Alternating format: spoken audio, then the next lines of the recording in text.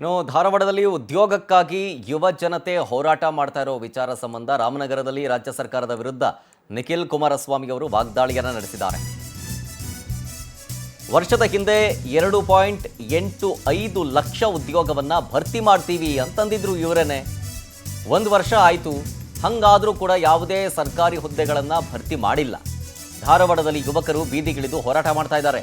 ಇಂಥ ಪರಿಸ್ಥಿತಿ ನಿರ್ಮಾಣ ಮಾಡಿರೋದು ಖಂಡನೀಯ. 3,000 ಯುವ ನಿಧಿ ಕೊಡ್ತಿದ್ದೀವಿ ಅಂತ ಹೇಳ್ಬಿಟ್ಟು DCM DK ಶಿವಕುಮಾರ್ ಅವರು ಉಡಾಫೆ ಉತ್ತರವನ್ನು ಕೊಡ್ತಾ ಇದ್ದಾರೆ.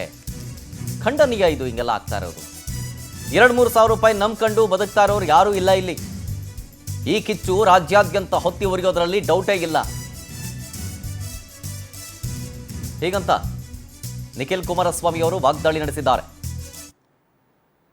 ಇಲ್ವಾ ಅಂತ ಸರ್ಕಾರದ ಕಡೆಯಿಂದ ಇರ್ತಕ್ಕಂಥ ಈ 2,85,000 ಉದ್ಯೋಗಗಳನ್ನ ಭರ್ತಿ ಮಾಡ್ತೀವಿ ಅಂತಕ್ಕಂಥ ಮಾತನ್ನು ಕೊಟ್ಟಿದ್ರು.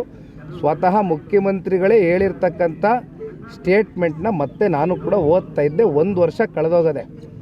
1 ವರ್ಷ ಆದರೂ ಕೂಡ ಈಗಲೂ ಕೂಡ ಅಲ್ಲಿರ್ತಕ್ಕಂಥ ಯಾವುದೇ ನಮ್ಮ ರಾಜ್ಯದಲ್ಲಿ ಸರ್ಕಾರಿ ಹುದ್ದೆಗಳಿಗೆ ಉದ್ಯೋಗ ಏನು ಭರ್ತಿ ಆಗಬೇಕಾಗಿತ್ತು, ಆಗಿಲ್ಲ.